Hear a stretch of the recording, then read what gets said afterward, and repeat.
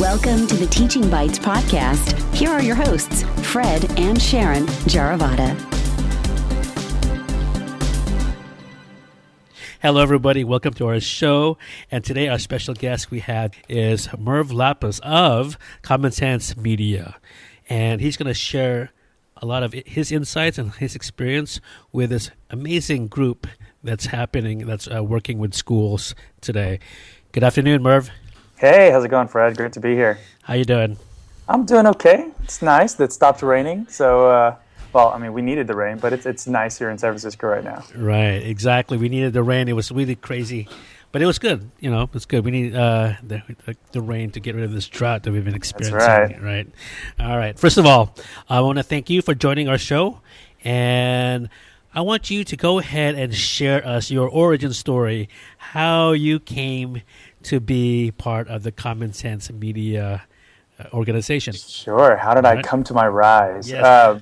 So I started off originally in education after kind of working with business and retail business for a long time. Ended up starting education more directly in after-school spaces. So I actually started off work in Antioch, supporting Antioch Unified Schools, and then eventually Pleasanton Unified Schools, and working with an organization called SCORE. And a lot of what I did initially was just kind of identifying kids and their particular skill gaps, and then partnering with the schools to find their kind of biggest areas of challenges in terms of what they're experiencing in the classroom, and then helping to alleviate those things afterwards. Really quickly realized that as I work from kids K through 12, that kids were getting into college and not prepared for college. And so one of my easiest ways in was to just start working at a college. And so I went and actually worked at the Academy of Art University, because I've been very interested in the arts. I used to be a professional dancer for a long time. And so I started working at the Academy of Art as an advocate, really supporting kids that were coming in and with big dreams, but very few skills, not necessarily in the art skills, but then even just in life skills and content, and so or even just knowledge of subject matter. So did a lot of work there for the past for a few years, and just making sure that kids had what they need to be successful, and just know the realities of not just their education, but then also their futures. From there, wanted to just kind of dive back into the classroom space and said, okay, now I've had a chance to kind of see folks in college, and especially in these art type colleges, but now I wanted to go back into a high school area and just kind of get a better sense of what's happening in these formative years that gets them prepared to be young adults, supposedly. And then ended up working with a company called Revolution Prep, where I helped to design and implement the KC curriculum for California. So essentially, a few years back, California has a California high school exit exam for public schools. And that exit exam had to be passed by all students in order to get their diploma and fully graduate. And so helping to create the work there, but then especially integrate that into the districts and make sure that professional development was supported, that educators knew how to implement, and making sure that they then knew how to decipher the realities of where their kids were working, and then from that point, hopefully set out a course for those kids to build on success and really create those personalized learning opportunities or needs in the classroom to get them really ready for higher learning after college. After high school, or even just past high school, right? So all of that came together, and then Common Sense Media came about, and I found that they had a new curriculum that was coming out that was to support all students from K-12. It allowed me to do the same type of work that I was doing before, except that it was based on service and support versus a bottom line. Mm-hmm. And that drew me in. Like my entire job had to be about the work that I was doing with the schools and supporting the schools and the students and the families, more than how much revenue did it come in the tail end. Right. And a lot of my work, even though it was very much ed tech and ed focused and directly supporting the students, there was still always that silver lining. Well, great, that's great. Well, but how much did you bring in this year? And that got to me a bit. So it was nice to be involved back in education for the sake of what's good for education. Right. So what do you do at Common Sense Media now? Yeah, so I'm the Western Regional Education Director. My role essentially is managing all the work that's happening in the western half of the United States. So we're looking at work that happens from Hawaii to like Oklahoma-ish, I always kind of have my hands in and get a good sense of what's happening. And we're currently right now, Common Sense Education, part of Common Sense Media, has over 106,000 registered schools. So we've got a lot of schools that are using our content and especially providing us feedback. Yeah. And so one of my roles is making sure that we're working with districts, departments of education, community groups, states, departments, and just making sure that we're able to, one, get a good sense of what the true needs are in the classroom, as well as in the community, and then be able to tailor how our materials fit those needs and to meet the needs especially of the students, but then also now with educators and ramping up their professional development needs and parents, and making sure that parents feel like they're a part of this community as technology starts to play more of a role in the way that kids not just live but are educated. Parents need to kind of demystify the issues that they foresee with media and technology, oftentimes because they just don't have a good sense of what the goals really were. They just know that the technology is present, but aren't really sure how it's being implemented. So creating a lot of this content and partnering with my content team and making sure that this information then gets out to schools the right way, and we get feedback and we iterate as soon as we get it. So how big is your team? You work with all these schools. Yeah, so right now, I have folks on the ground that work directly with schools in San Francisco, in Los Angeles, in Omaha, in Denver, and then we have a number of ambassador educators, which are educators that have been using our content for a long time and have helped us to actually create content, right. And they are working directly in the schools as well. We have, in the education team only, there's about 25 of us. But that's including content around digital citizenship as well as ed tech integration through our Graphite platform. Right. And we manage essentially all the work that happens across all those 106,000 schools, but also in areas where we are on the ground are working directly with schools and districts to gather those best practices to bring back to the masses. All right. So Merv, tell me go back to that time when you had that aha moment that you decided that, you know what, education's for me. Yeah, so it started back when I was working at SCORE Education supporting the Antioch School District. I had about 250 kids that were coming into my program, and there were these two specific ones. Don't think I can share their name just for privacy reasons, but they're two brothers. Right, yeah. And they were just down and out and were not into school, let alone going into some kind of program after school to help them essentially with content that they already felt pretty bad about. And when I got them to really we do this thing where they climb a score mount, they climb the mountain, and so every time they reach a goal, they get to the top. When we got them to reach their first goal, just the amount of excitement in their faces and the high fives every day from them. I mean, I looked forward. These guys were like, they raised heck in my center. Like they were the kids that acted out and screamed. How old were these guys? I had a third grader and a sixth grader when they first started. Mm-hmm. And they were like the terrible twos that came in. They were like, oh man, here come the brothers, get ready. But they always asked for me, and I think part of it was also they knew that there was a consistency and support there. I didn't turn my back on them, and I worked with them through the ins and the outs, the hard times and the good times. And to see them hit their first goal, it changed it, you know. And then after that, seeing kids working 3 grade levels behind, moving up to grade level if not ahead, that was just magical, you know. And it's just great to see that when you're able to kind of get kids learning the way that they like to learn, and you get them into a space where they can actually move. And I mean, it wasn't a traditional type of center. I mean, we were playing basketball in the center while we were screaming, giving high fives. I oftentimes got on the PA and scared the heck out of the kids just because it was too quiet and I wanted it to get louder. So it was fun. It was great, and it allowed me to kind of really stick my stake into wanting to make sure that, you know, I made an impact in the lives of kids and the way that they learned. And it may not be in the traditional classroom as initially thought, but I've been able to impact many more kids than I thought I'd had the chance. No, you have, yes. That's an incredible story. That's a very amazing story that you just shared. Okay, so you have all this experience from that aha moment to now you're the regional director, right, of the Common Sense Media. Is that right? Mm-hmm. Yep. And what's the one thing that you wish you had known before you started working with kids and with teachers and Common Sense Media? What's the one thing? The biggest thing that I wish I had known was that the politics in education are just as bad as what politics?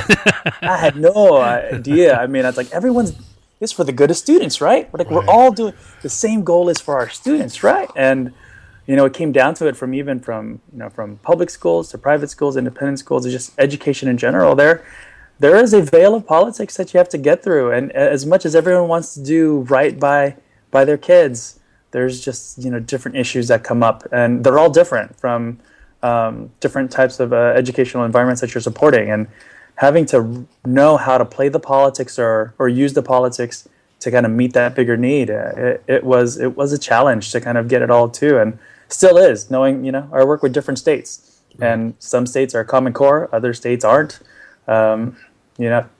Independent schools operate very differently from charters from public, so having to navigate those different types of spaces has definitely kept me nimble. Yeah, there's a lot of layers you have to go through and work through. Wow. Yeah. Okay, so what's a mantra? Do you have a mantra? Do you have a quote that you live by right now? Something that helps you get by? Sure. I've got two, actually. Okay. These are the things that kind of go through my mind the most. I think the first one that I've kind of coined after working with students is that any kid can make noise, but real change happens when you can teach a kid to find their voice. And I think this idea of student voice is so huge, and making sure that kids aren't just chatter, that anyone can scream and say that things aren't working for them, but to be able to think really critically about where you're at, what your challenges are, and put together something that shares your voice, your stance, and what you want to do. I mean, that's impactful. And I think that goes hand in hand with my second kind of mantra that I live by, is that we shouldn't be educating our kids to be leaders for the future. We really need to focus on empowering them to be leaders today, like letting them know that they make a difference right now, not that we want you to make a difference in the future and get them prepared for that, because then it's just all delayed, and we're not taking advantage of the incredible leadership that kids can develop and already have if just given the opportunity. Yes. And that even includes in classrooms that I support, knowing that students can lead the classroom. I mean, teachers always have the pedagogical insight of what's going to make a good class run, but kids can lead on what are good tools to use, what are other ways that we might be able to, get this message aside, because kids don't all learn the same way, and other kids that might have more insight. So those are the things that kind of drive me and the work that I do with schools. That's very cool. That's awesome. Okay, so how do you motivate students? And going along with that, how do you motivate teachers? Yeah, so I think the biggest thing for me is really meeting them where they're at. I think oftentimes we have this goal in mind. So like with a lot of schools that I'm working with, there are a lot of districts right now, and even independents, they're saying, oh, we want to bring in more technology. Technology is important. We want to do this. And they focus so much on the tool and not necessarily on the learning. And a lot of what I want to focus on is kind of where are they at? So one, where are the competencies of the educators? How comfortable are they feeling with these tools? What do they feel like are their biggest challenges? If we don't meet them where they're at and just try to instruct them with where they need to be, then it gets very overwhelming.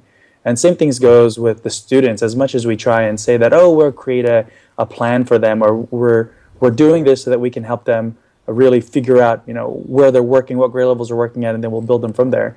But oftentimes a lot of kids have different experiences. And when we say, okay, let's go back to basics and just start with, reading, writing, and arithmetic, but yet you have a kid that's very connected to tech, well, then let's use tech as a way to get them to read and write versus just having to say, okay, you can't do this until you learn to read and write and do math. I mean, there's so many ways that you can get kids really focused and engaged. And it's not just with tech, it's really about where are their interests. And then how do you find ways to kind of blend those needs. But the hard part is that it takes time and it takes attention. And sometimes we don't feel like we have that time and attention. So we need to be creative then with our classrooms and our time, and see if we can better line out ways that we can make that time by having others, work independently, or find other opportunities where you can kind of expand on those strengths. Okay, so an oh well moment. I like asking people, what's their oh well moment? The oh well moment? The oh well moment is basically something that you planned out and it didn't work like you planned. So you just go, oh well, just moved on from that. Can you identify a time that you had like that? Yeah, so it's hard to say that I had an oh well moment oftentimes, because when I was I mean, I grew up to watching MacGyver. I don't know, I'm just dating myself. But, well, I'm with you there, bro. I'm with right? you there. And then, man, I love that guy. And I was like, wow, he never gave up. He always found a way. And like now there's like groups of teachers that they call themselves like teaching like a pirate. Work with whatever you have. You don't have to, do anything incredibly, too hard. Just be creative. And I've always been one of those people that when I saw a problem, like I fixed it. Like even down to the really hot summer nights here in when I grew up in Pittsburgh, California. That's really That's hot summer. Yeah, it'd get hot sometimes, and but I didn't want to, I didn't want to have my fan going all night, and so I rigged up this contraption that allowed me just to not have to get up. I can just flip a switch, and then it would release a marble, and then it pulled on my fan. I did things like that, so I always found a way. And I think the only time where I said, you know what, I can't do this anymore. I'm going to figure something else out. Is when I switched from for-profit to nonprofit. Really, was when I went from my old job, which was generating millions of revenue and supporting millions of kids supposedly, but I didn't feel connected because it was still focused on the millions of dollars coming in to the work and not necessarily the impact across the millions of kids that I'm supporting. And so I kind of went with it for now. Just kind of did my time there until I found common sense, and it kind of gave me a new re-energized feeling for how third party, what we're seen as like a third party or a separate entity from schools can really become a huge advocate for schools and not be seen as someone coming in just to take advantage. Right. Okay, so what's your biggest challenge that you face or that you have faced before, and how did you overcome it? Or did you not overcome it? Yeah. Share us with a challenging time. I think, in general, finding balance in my life. Like I don't find time for myself anymore. And I know it sounds like every time I tell myself that, I'm like, oh, that just sounds so selfish. But it's the truth. I mean, I'm And you have a young family, right? Exactly. I've got 2 little girls, and they're daddy's girls, and I love them. Yes. And when I'm not working, it's all about them. And when they're asleep, I'm back at work. I'm just getting things done, preparing for next week. I mean, the only time I really find myself is when Game of Thrones finally comes back out. And, I watch that Sunday night. Same here. Right? So it's hard to find balance. As much as I tell myself, I'll make time. It just never seems to happen. And I think, part of it is that, the nature of the work is where I'm always connected. And as much as we talk about balance, you're always connected. Have you heard the book Miracle Morning? I have not. Okay, check that out. I have it in my queue. I've been hearing about this for the past couple of years. And the Miracle Morning, it's supposed to help you find that balance. Air quotes. But I hear a lot of good things about it. So, what's funny is you say, I've been hearing about it for a couple of years. I have it in my queue. Like, so you have it? I've been so busy. I know. It's ridiculous. Yeah. See, I'm there with you, too. I feel like I have a number of books in my queue that I never get there. It's tough. Okay, so can you recommend a book for our teachers or for our educators that you like, that inspires you? Something that inspires you. It could be a book. It could be a TV show. You said MacGyver, YouTube channel, something in media. Sure, yeah. Well, I think for me, when I think of just kind of what inspires me, the movie Rudy and Remember the Titans are like the movies. Those are kind of movies like even, what was it? There was even one, a Taekwondo one. I think it's Only the Strong.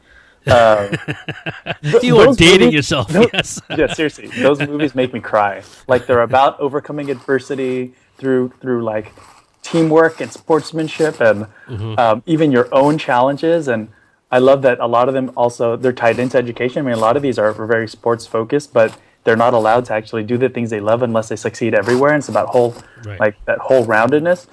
But those movies, they get to me. I don't know what it is about them, but I mean, I didn't cry during Up when everyone else told me I was going to cry. I didn't cry during, what was it, that Baymax movie? That one too, yeah. Yes. I heard people squished out a lot of tears, and for me, I was like, I get it. But then for me, it was like, man, these types of movies, like the Rudies and Remember the Titans, I'm like, whoa. Those are good movies. I got to rewatch those too. Definitely got to check them out again. USA or TNT, they always seem to replay at some point. Yeah, they always do. They always do. Okay, what's your favorite tech tool? Yeah, that's hard to narrow it down. I use so many just depending on what the need is. Mm-hmm. But I think the one that I like, my go-to, just because it's easy to implement in almost anything I do, is Kahoot. I seem to always... Kahoot, what is Kahoot? Kahoot, sure, yeah. So Kahoot allows you to create really fun, quick, engaging assessment with your audience. And so like for parent presentations, I'll set up a Kahoot where it'll be around statistics or issues of the media landscape and have parents kind of chime in on the answers they think our kids are facing with media and technology. And Kahoot allows for me to do it in kind of like a game form where I can set one up, and then any mobile device or computer, if they have it, I just need to give them the Kahoot pin, and then they can get engaged into the game. So it's great across any device. And then once I press start, there's kind of like a timed format. So you have a timer for the question to read the question, then you have a timer to answer the question, and you answer it by you'll see every answer has a corresponding color and shape. Right. So that's what you see on your phone or on your tablet. Yeah. And it's really easy to kind of go through questions that way. And then now you presented at our school at least once or twice, maybe 3 times. And I also went to a couple of your conferences, I think one on Twitter. And so did you use Kahoot? I think you might have used Kahoot somewhere. I don't remember, but I think it sounds familiar. Yeah, I might have used it. I think I might have used it at or something similar Institute with Twitter. But I mean, I try to put it in there. It's fun to kind of gamify the experience a little bit, and it's also good just to kind of get an affirmation. I think one of the things that I did recently, I was doing a keynote over at iTeach up in Marin. I'm at San Domenico last year. Yeah. Yes. And so one of the things that I did was I had the audience, I did a Kahoot, and I had them self-identify where they rank themselves as an educator on the continuum of tech integration. Do they feel like they're an innovator? Do they feel like they're just kind of a wary observer? Or did they feel like they're somewhere in the middle? And then based on their answers, I showed them what the bell curve typically looked like, and it was right on. So it was like perfect. Wow. So they like affirmed my presentation even before I got to that slide. So that's awesome. Yeah, it was a great way. In real time, too. Real time, exactly, right? And it made me feel like, wow, this guy, he knows what he's talking about. Which you do. You do definitely know what you're talking about. Yeah. Okay. All right, Merve, give us your favorite resource to get some ideas. So I think my favorite resource outside of our resources is Twitter. I mean, especially for education. I feel like it's such a great place to connect with other educators from around the world, but especially just even within our within the U.S.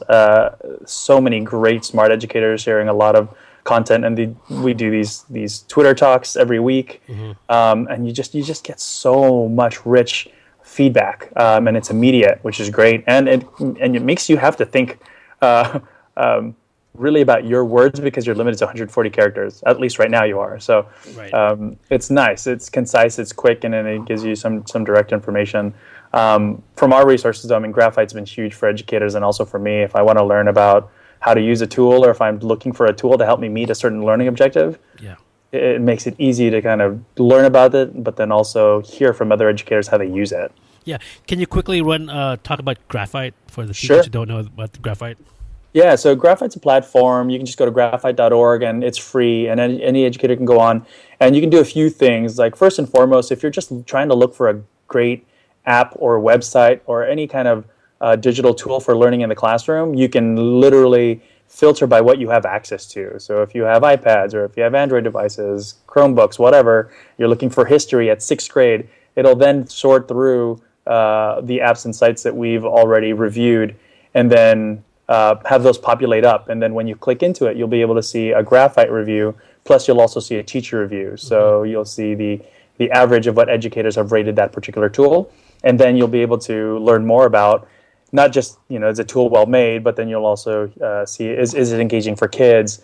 How does it fit in the classroom pedagogically? Does it fit the needs of your classroom? And are there support tools? Because one of the biggest challenges is kids might really enjoy it, you might see it, feel that it fits really great into your classroom, but if there's no support tools, now you have a classroom management issue, right? Right. So all those types of pieces, and then you'll also learn how educators have weaved those tools to meet certain learning objectives from their lesson plans.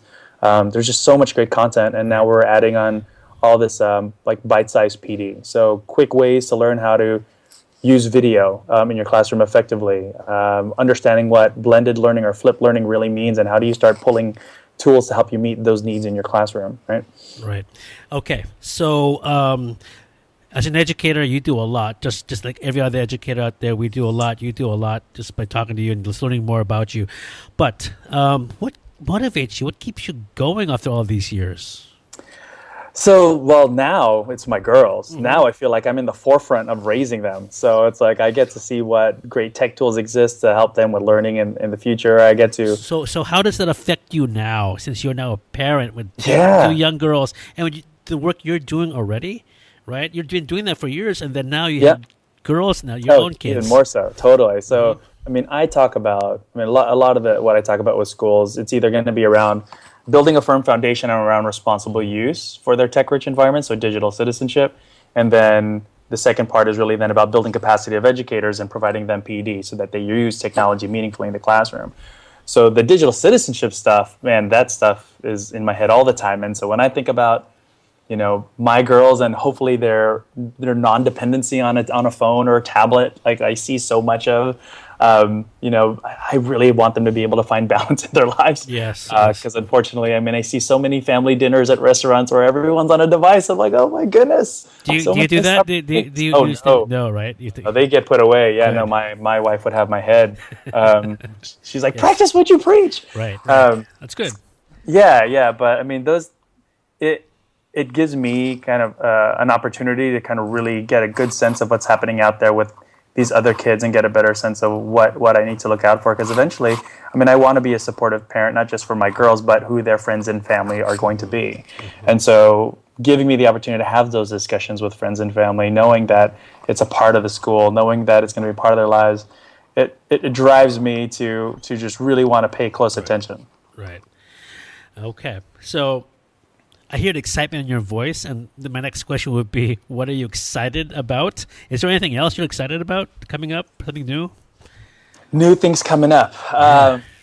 Yeah. So, well, we've got a number of opportunities to expand into other states and do some really great work with districts. I think what I'm most excited about is kind of that idea of, when I mentioned earlier, I like having to problem solve past challenges, and like I mentioned earlier, every district has its own challenges. And so with districts and states that we're going to be moving into to do more direct work, they all have their own personalities. And I'm just very excited to kind of learn how they all operate. I'm doing a lot of work right now in Texas. We've got some great work happening in some of the central states, along with some of the eastern, southern states where we're going to be moving directly in, and I'm having some folks on the ground there too. So being able to really support my team to feel empowered with how they impact these schools is huge for me.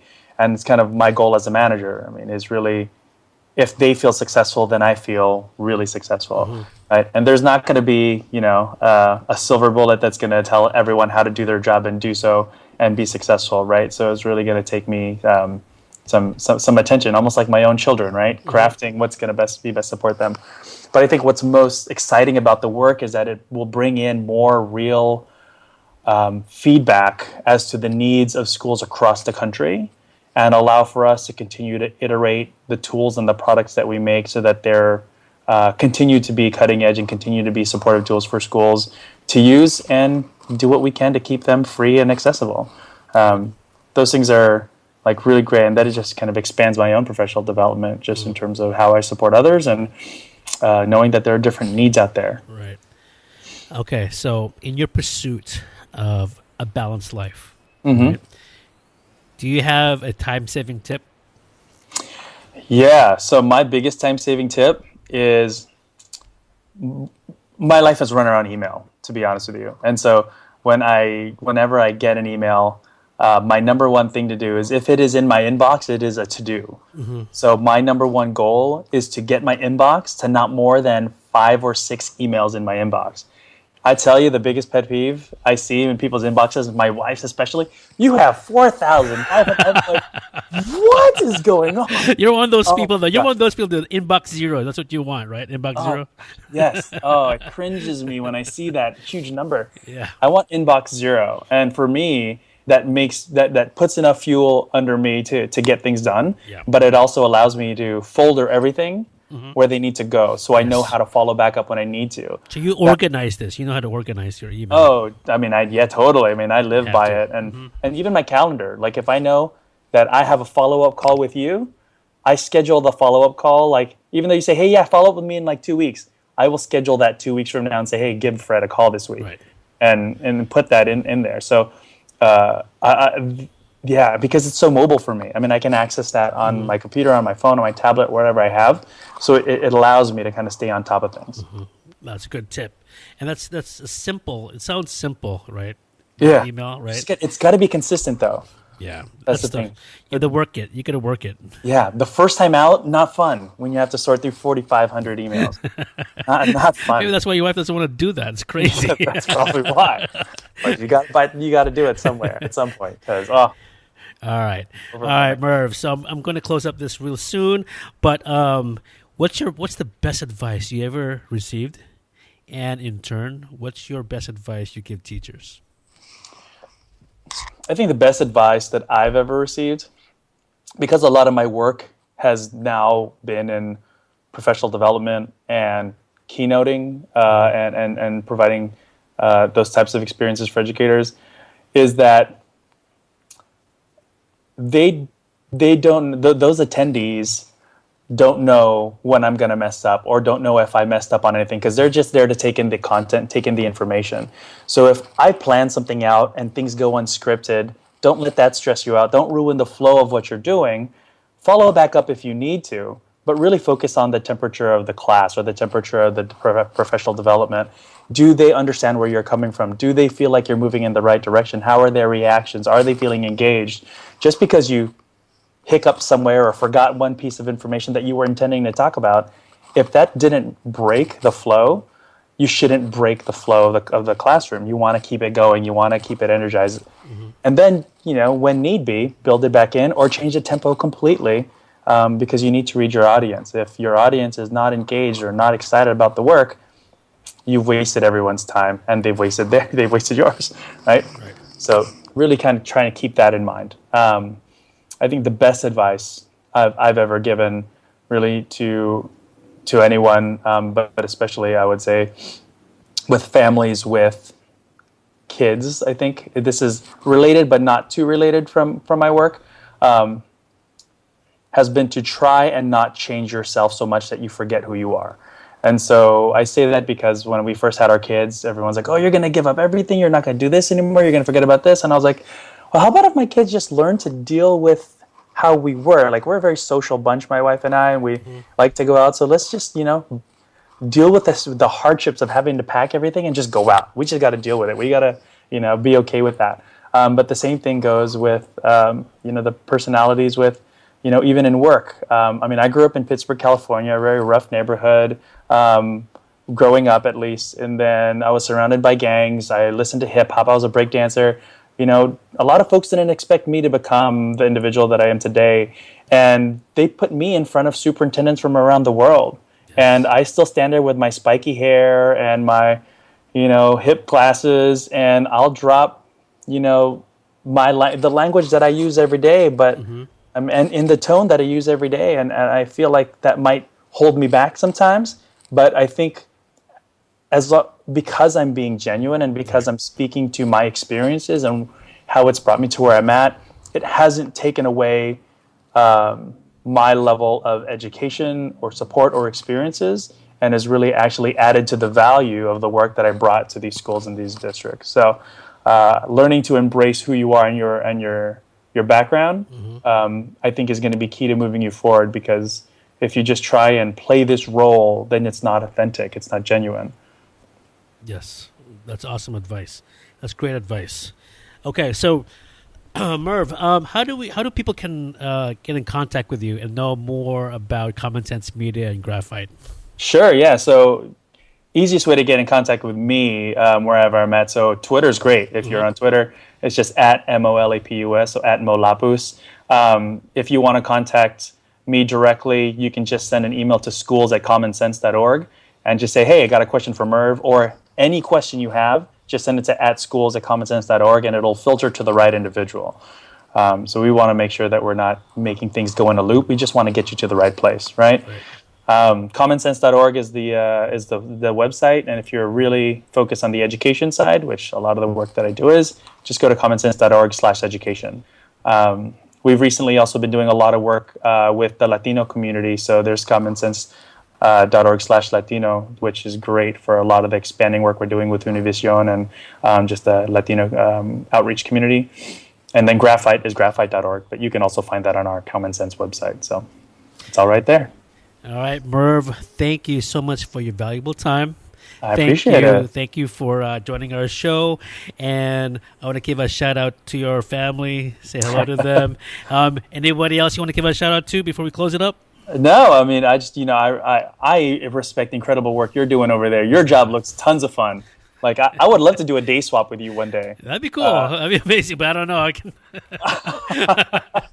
I don't know. There'll be no emails. I don't know. You're like, emails 3 of us left. That's true. You won't like my emails. I'll probably go a little crazy with it. But maybe I just want to spend a day playing in your makerspace. Come by. I appreciate that, man. Thanks. All right. Merve Lapus, thank you so much for joining us, and keep doing amazing things. I appreciate it. It's been a pleasure. All right. Peace.